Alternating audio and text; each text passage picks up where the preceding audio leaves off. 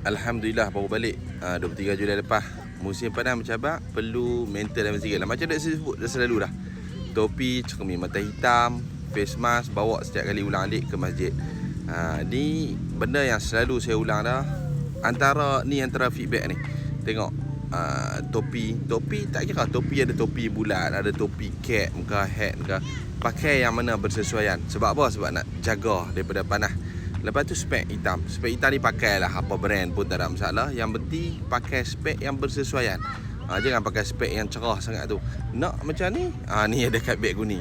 Lepas tu face mask. Face mask ni macam biasa, dia sebab ramai orang kat sana. Kita tak tahu tau penyakit dan apa. Cuma tak tahulah, bagi saya kalau face mask musim panas ni dia macam tak berapa selesa sangat nak dibandingkan dengan musim sejuk. Tapi boleh bawa prepare mental, fizikal, insya-Allah.